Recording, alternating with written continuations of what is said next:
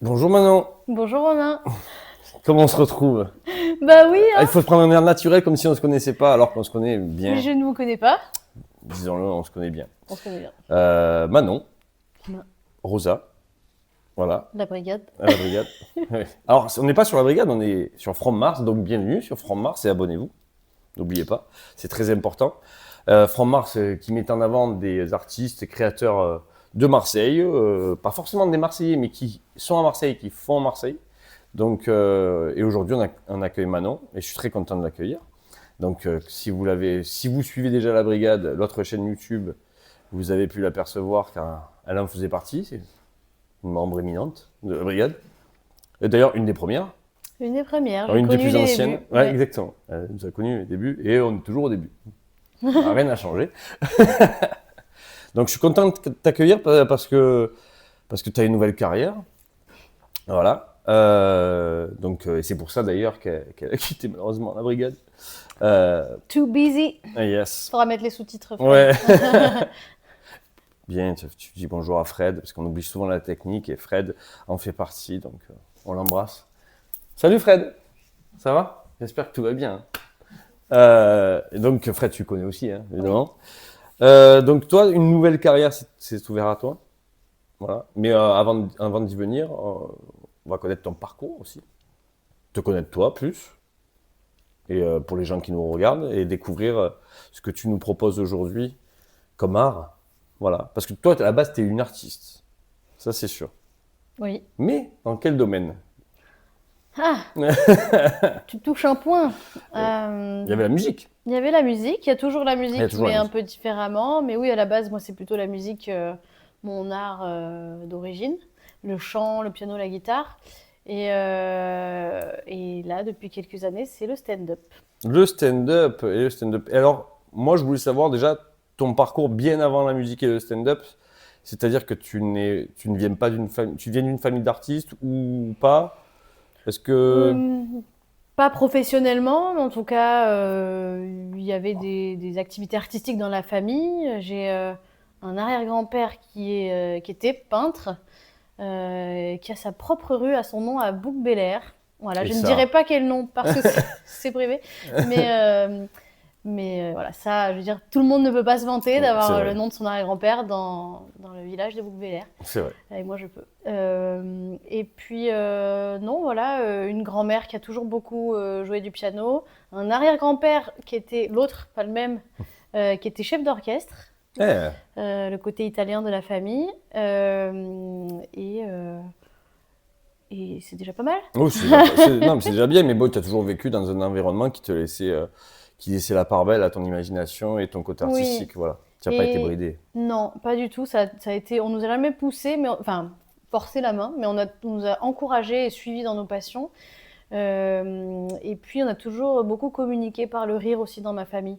On a toujours été des gros déconneurs. Ah, Donc, c'est pas un hasard non plus, quoi. Voilà. des sacrés bouts en train, comme on dit. Oui, on pourrait écrire des livres vraiment sur des expressions de grand-père, des phrases. J'ai envie de citer cette phrase, donc je vais le faire.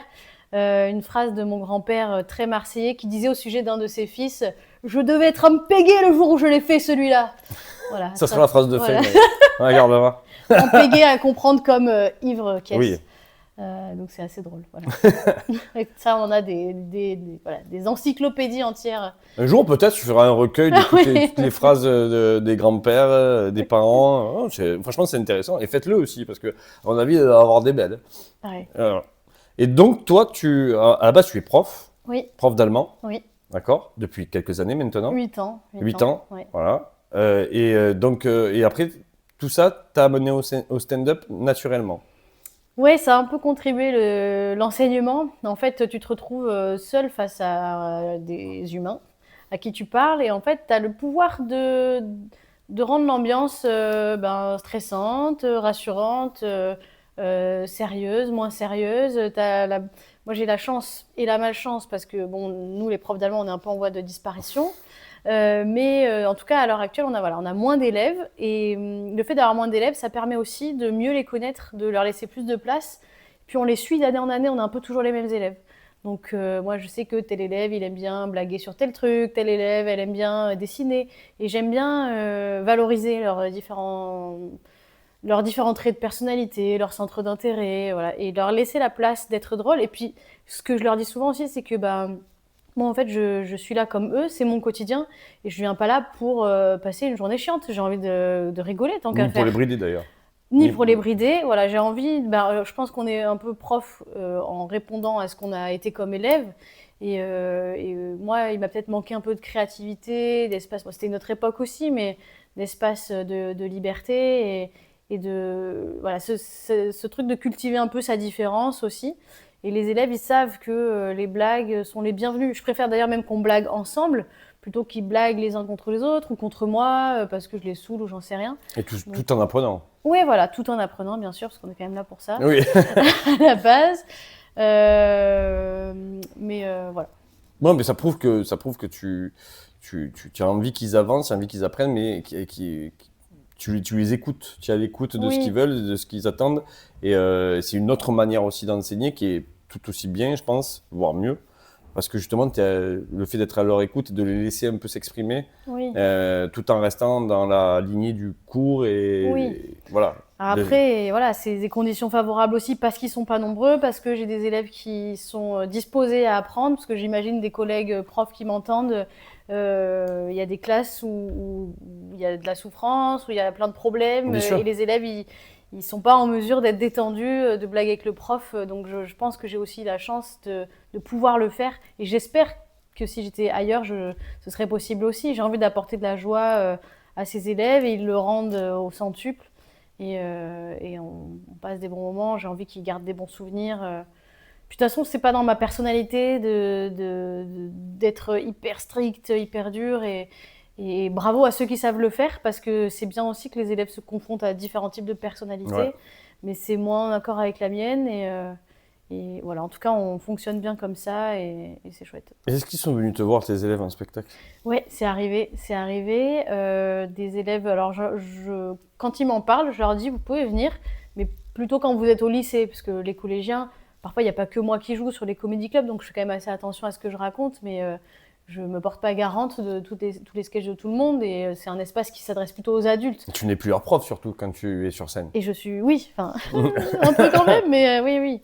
Donc moi, je sais que dans mes blagues, je fais attention aussi à ce que je raconte pour pas que ça mette en péril ma profession, qui est quand même celle d'enseignante. Mmh. Donc si jamais il y a quoi que ce soit qui peut mettre en péril mon emploi, enfin mon travail ou l'enseignement, c'est ma responsabilité. Oui, Donc bien sûr. je peux pas me permettre. Donc tant que je suis prof, et pour l'instant je le suis,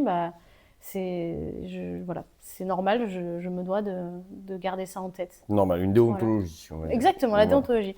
Mais les élèves viennent toujours dans une démarche très bienveillante, et ça me fait plaisir quand ils viennent. Enfin, ils le savent, hein, je leur dis, mais ils disent, ah, mais vous nous dites pas qu'on avait le droit de venir quand ils apprennent qu'un tel est venu me voir. Je dis, mais vous avez le droit, venez. Il y en a qui viennent avec les parents, parfois, je dis, ah, bonjour. Bon, on se voit mercredi en réunion parents-prof, hein, super. C'est toujours un peu particulier, mais bon, c'est plutôt Il sympa. faudra pas faire des blagues là. Ouais, c'est ça. C'est pas parce que t'es bien au spectacle que je vais pas te mettre 5 à l'interro. Pas du tout. Ils ont jamais 5 à l'interro. Ils sont très forts. Oui, ils sont très forts. C'est les Mais meilleurs. du coup, toi, donc en étant prof, tu es devenu. Alors, tu étais déjà musicienne, piano essentiellement, Piano, chant, chant et guitare. et guitare. Et après, tu es rentré dans le stand-up. Comment s'est passée cette évolution? C'est-à-dire, à quel moment tu t'es dit, tiens, je vais monter sur scène? Même si tu connaissais un peu la scène avec la musique, Oui, mais là se livrer ouais. face aux gens, C'est pas pareil, ouais. c'est vraiment différent et surtout, c'est un monde redoutable. C'est pas le même exercice. Et oui, c'était la question à la base que tu me posais aussi avec l'enseignement. J'ai remarqué que j'avais un potentiel comique, que j'arrivais à faire rire les élèves. Et j'ai toujours bien aimé faire rire mes potes aussi. Et en fait, il y a eu un peu pendant le confinement, on faisait un peu des vidéos sur Instagram, des trucs comme ça. Je voyais que ça faisait rigoler les gens. Et puis j'ai une amie qui m'a amenée au Garage Comedy Club dans les premiers temps du Garage Mhm. Comedy Club de l'ouverture. Et en fait, j'ai trouvé ça incroyable de voir cette ambiance, cette proximité avec le public. Enfin, j'ai trouvé ça génial, et j'ai eu envie d'en voir plus, d'en savoir plus. Et en plus, ils donnaient des cours à ce moment-là, donc j'ai fait un cours d'essai. Et en me disant, non, mais t'as pas le temps, tu fais déjà plein de trucs. Et en fait, je me suis totalement inscrite. Et ça fait 4 ans, 4-5 ans maintenant T'as que été j'y piqué, suis. quoi. Ouais, ouais, ouais. Et alors, c'est progressif, parce qu'il y a une évolution assez rapide pour le coup. Ouais. Parce que tu es. Donc, tu as commencé, tu faisais déjà partie de la brigade. Oui. On en parlait aussi dans les émissions et tout. Donc, oui, ça a commencé. Et après, évidemment, c'est devenu beaucoup plus présent, d'où le fait que tu n'as pas plus le temps pour faire partie de la brigade, mais c'est pas fini. Ça se trouve, elle reviendra. Hein. Exactement. Et Ça se puis, trouve, je fais un bid intersidéral et je reviens dans la non, elle brigade. reviendra, mais en tant que. Avec une évolution de dingue. Euh, mais du coup, toi, cette évolution, tu l'as sentie déjà? Et comment tu l'as perçue? Et est-ce que tu n'as pas eu ce petit vertige de dire, oh, ou alors tu veux que ça soit progressif et que tu as l'impression de t'améliorer, mais tu veux pas brûler des étapes? Alors, c'est une bonne question. Merci. Donc, oui, ça a été progressif. Le stand-up, c'est beaucoup par vague, parce qu'en fait, tu progresses et tu te dis, cool, j'ai atteint un objectif, et d'un coup, tu vois arriver l'autre objectif derrière, et tu dis, ah bah merde, maintenant il faut que j'aille là, puis il faut que j'aille là. Puis en fait, il y a un peu une éternelle insatisfaction, parce que tu cours toujours après, quand tu passes un step, tu regardes le step d'après. Et il y a des moments où ça marche moins bien parce qu'on se heurte à des difficultés, on cherche à passer des caps, et voilà, il y a des fois où c'est dur. Tu rentres chez toi, tu te dis, putain, les premiers temps, tu te remets en question, tu te dis, est-ce que je suis à ma place, est-ce que je suis légitime? Le Et premier bide. ouais, Ça arrive, hein, mais ça fait partie il du faut que ça arrive jeu. d'ailleurs. Et ce qui m'aide en fait dans ces moments-là, c'est de penser à tous les gens qui aujourd'hui en font leur métier et de me dire, tous ces gens, ils ont en commun d'avoir continué même dans les moments difficiles. Et il n'y a que comme ça que ça marche en fait, c'est persévérer, persévérer. Et Et travailler, travailler, se faire entourer, en parler. Tu te rends compte que tout le monde rencontre bien sûr. les mêmes remises en question, les mêmes doutes, même si certains peut-être vont moins le dire. Mais c'est important, ouais, de s'entraider. Je sais que j'ai des anciens profs de stand-up qui vont me donner des conseils, voilà, il y a beaucoup d'entraide. Et puis effectivement, là, j'arrive à une étape où je suis pas professionnelle, mais je suis pas débutante. Et, et en fait, pour aller plus vite, c'est sûr que on me dit, il faudrait que tu joues plus, et que voilà, que j'investisse plus de temps. En fait, Et c'est du temps. c'est du temps, mais il est vrai que j'ai un travail pour l'instant, et que a priori, j'ai pas envie de le lâcher parce que ça me rend heureuse, que être épanouie, dans mon travail me permet d'être détendue dans le stand-up. Être épanouie dans le stand-up me permet d'être bien dans mon travail. Enfin, les deux se complètent très C'est bien. lié, ouais. Donc j'ai envie d'aller le plus loin possible dans cet équilibre-là. Après, il y a un moment où se poseront des questions. Pour l'instant, j'en suis pas là et je suis très heureuse de pouvoir faire les deux en fait. Oui, d'accord. Donc, ne pas brûler les étapes, comme tu dis, et c'est très important. Et surtout, surtout ne pas oublier que ton métier est lié à ton loisir, pour Oui. l'instant, qui reste un loisir, Oui. même si tu travailles pour le stand-up. Tu mélanges aussi ta passion de la musique au stand-up. Oui. Donc, ça fait beaucoup de matos à transporter. Oui, oui, c'est vrai que peut-être qu'ils me croisent parfois dans la rue avec mon piano, mon pied de piano. Oui, pour l'instant, j'ai pas encore l'équipe technique, mais Deux gros bras qui te mènent tout ça. Allez, vas-y, ouais, allez-y, c'est madame. ça. Non, Des pas camions de encore. régie. Ça viendra. Ouais, ça viendra. Ça viendra. Mais donc, du coup, c'est intéressant parce que du coup, il y a un petit côté.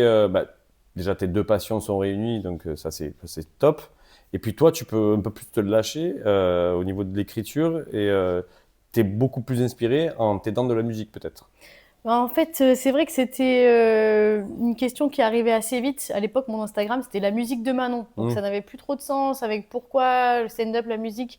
Et en fait, les gens me disaient, ah mais pourquoi tu fais pas aussi des chansons humoristiques? Et c'est vrai que j'avais envie de le faire, mais les tout premiers temps, bon déjà, t'apprends à faire une blague et après on verra. Et je suis super contente de pouvoir. En fait, c'est trop bien quand t'es humoriste de pouvoir, et je pense qu'il y a des gens qui aiment voir ça en spectacle aussi, mélanger différentes compétences, différentes formes d'art, faire quelque chose de différent, Bien d'original. sûr. Le stand-up pur et dur, c'est trop bien, et il y a des gens qui le font très bien, et voilà. Mais j'aime bien aussi l'idée d'apporter quelque chose d'autre, et les gens, quand ils viennent me voir, non pas juste en comédie club, mais en spectacle de 30 minutes, par exemple, pour l'instant, ils entrent un peu plus dans mon univers, j'apporte quelque chose que les autres n'apportent pas. Et c'est vrai que parfois, on va m'appeler moi et pas quelqu'un d'autre parce que je vais apporter cette compétence différente, apporter de la musique. Une originalité. Une originalité, voilà, exactement. Et c'est vrai que la façon d'écrire avec les chansons humoristiques n'est pas la même. Il y a un truc où déjà, les gens sont contents parce que tu apportes un élément un peu spectaculaire. Mais en plus, ça va être plus... tu peux jouer sur les rimes, où on attend tel mot, mais en fait, tu en apportes un autre. Tu peux jouer sur, si tu reprends des chansons qui existent, tu les amènes quelque part, mais en fait, c'est pas là que tu vas. Ou, voilà, il y a une autre façon d'écrire, et la contrainte aussi peut aider dans l'écriture. Donc le fait de dire, j'ai tant de syllabes, il faut que ça rime. Il y a un rythme à tenir. Le rythme à tenir, voilà, tout ça fait que... voilà, la contrainte parfois peut permettre de la créativité en fait. Donc j'aime bien allier les deux. Et... Je trouve que ça fait passer quelques horreurs plus facilement en musique. Ça peut aussi, oui, le contraste entre la chanson choisie. La douceur de la musique, la douceur de ta voix aussi, voilà. parce que tu as une voix assez douce et tout, et entraînante. Mais tu peux dire des horreurs aussi, donc c'est ça qui est marrant justement, ce contraste. Oui, comme Laura Lone. Laura Lone, Delaf. Tous ces gens-là qui ont amené justement, il y a, c'est quoi, c'est Redouane Arjan, c'est ça? Oui, Redouane Arjan. Ouais, c'est ça, c'est Redouane Arjan qui fait ça aussi, qui dit des horreurs, mais en musique, et c'est toujours, et ça apporte quelque chose en plus, tout ça, mais à côté de ça, quand même, tu as le stand-up pur et dur que tu maîtrises déjà très très bien. Donc voilà.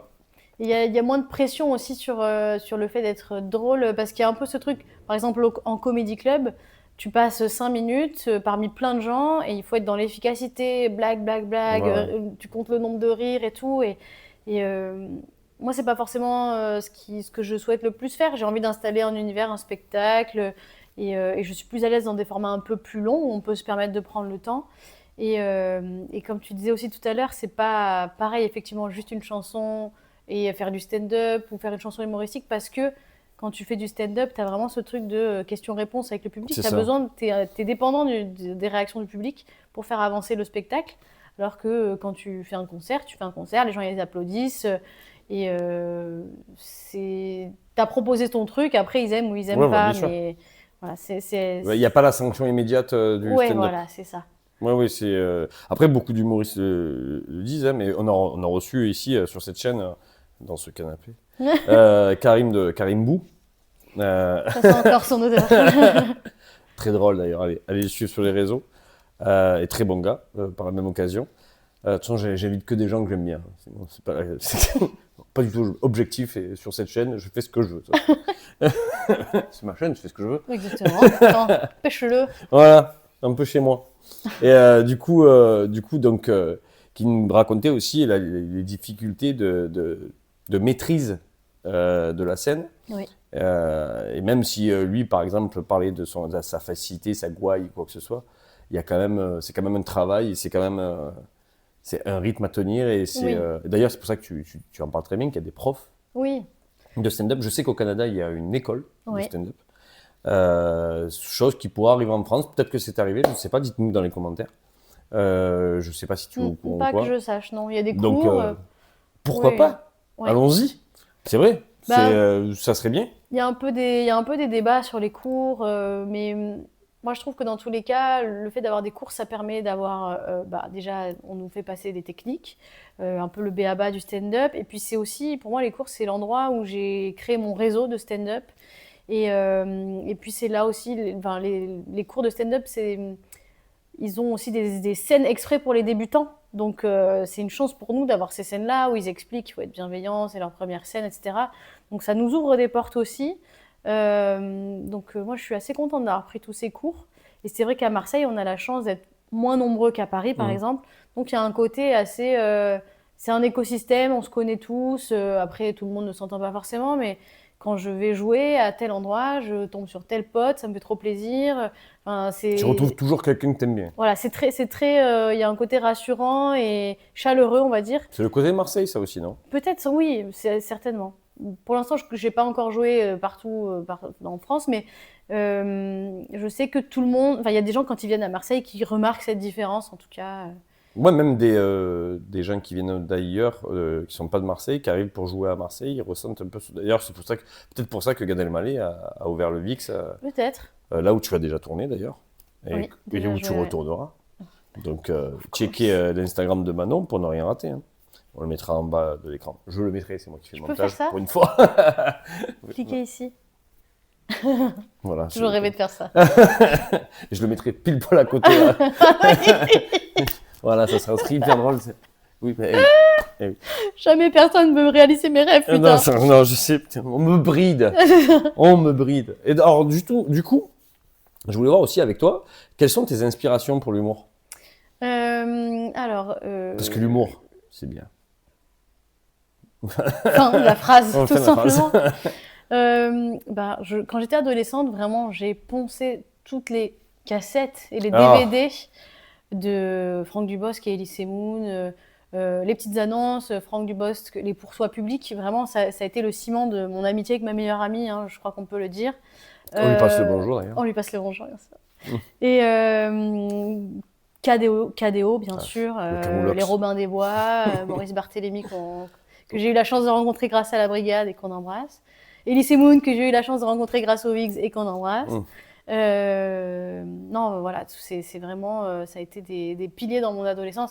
Et Franck Dubosc, il y a vraiment eu une époque où c'était un peu genre, mais c'est trop un beauf, mais je tiens à démentir. C'est ces personnages qui sont des beaufs. Franck Dubosc est une personne d'une élégance et d'une finesse, d'une élégance, hein, on notera qu'il y a un N.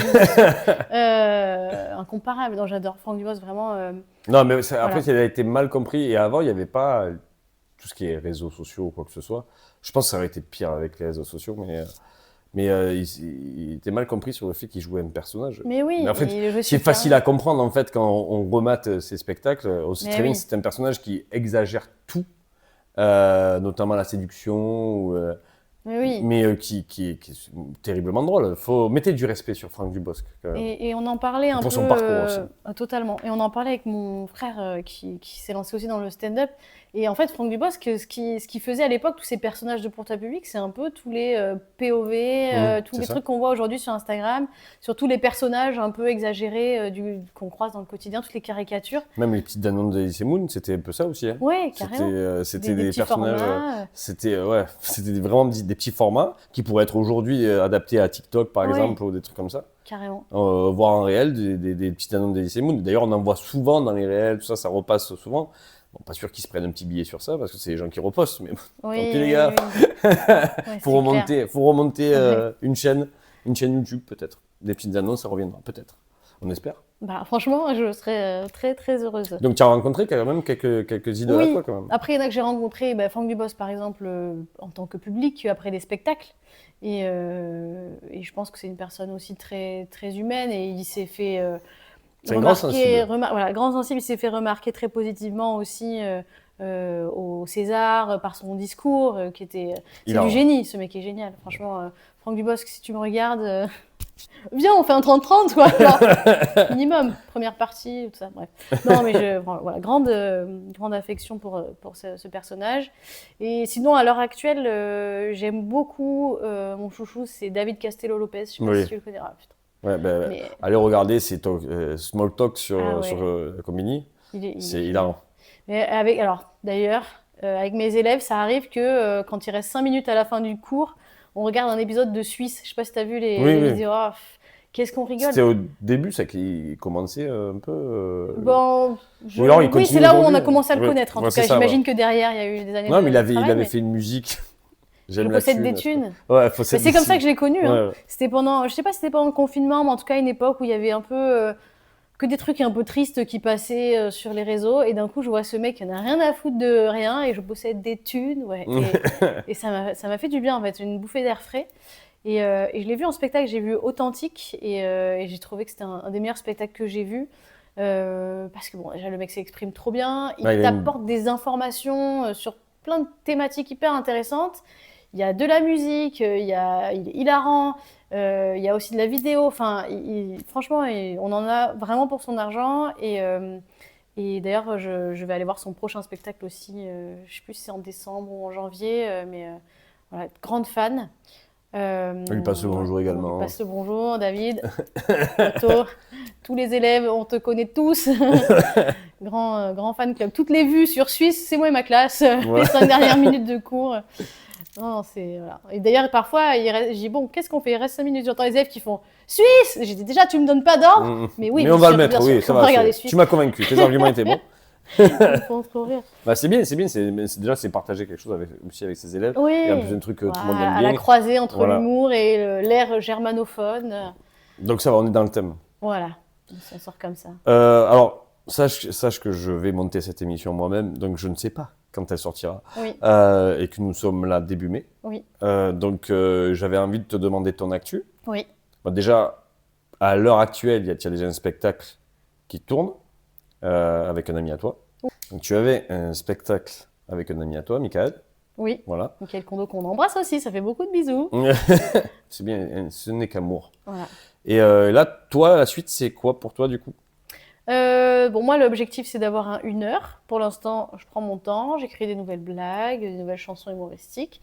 Et on va faire un 3 x 20 minutes, donc ça veut dire 3 artistes qui font chacune 20 minutes à leur tour, parce que parfois les gens y croient que c'est Michel Larocque et Pierre Palmade, qu'on embrasse, peut-être pas, je sais pas, touchy, mais voilà.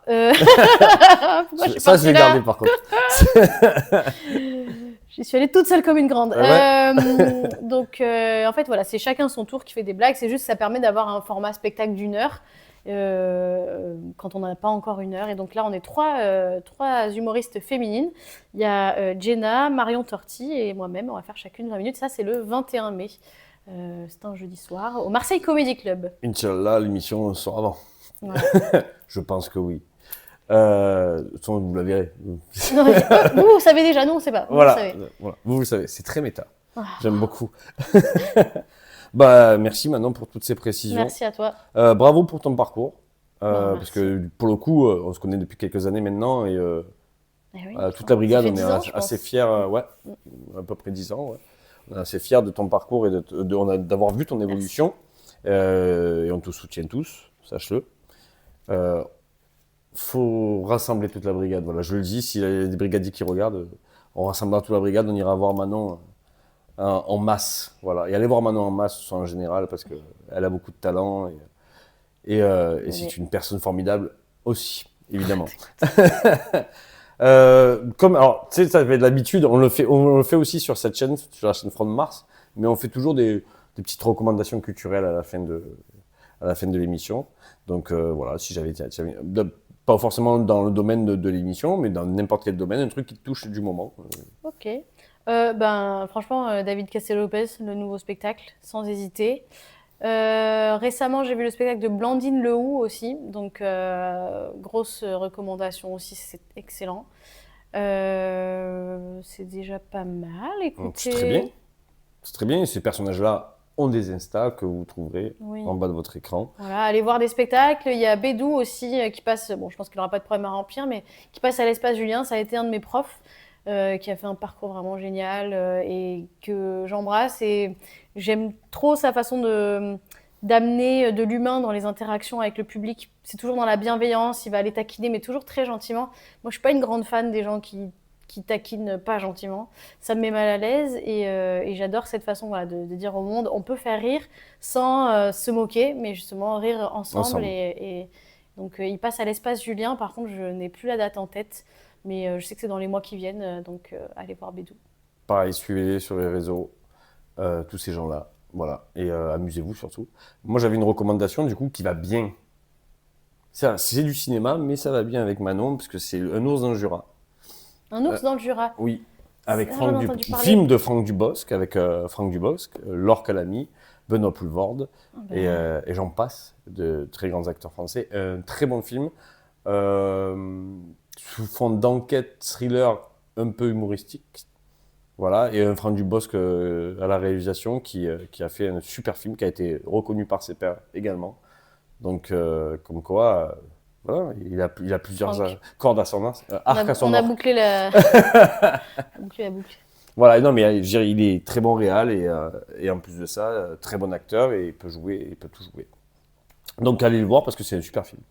Et Laure Calamy est juste incroyable. Donc voilà, merci Manon. Merci à toi. Manon Rosa sur les réseaux, ajoutez-la. Manon Rosagram. Manon Rosagram. Faut cliquer ici. Je fais partout comme ça. Tu peux pas me le faire à alors l'envers. fais gaffe ce que je vais faire. Tu vas voir ce que je vais faire. J'imagine tout à fait ce que tu vas faire. Voilà. Ouais. Bon, merci Manon. Et une phrase de fin pour terminer? Je devais être en pégé le jour où je l'ai fait celui-là. Je sais pas, j'ai pas. Ça sera ça. Ça sera ça. Merci, portez-vous bien. Et à très bientôt sur From Mars. N'oubliez pas de vous abonner, ça nous aide énormément. Et voilà, dites-moi dans les commentaires si vous avez kiffé l'émission et qui vous voulez peut-être dans ce fauteuil. On ne sait jamais. On enverra un message. Voilà. Bis, portez-vous bien, prenez soin de vous.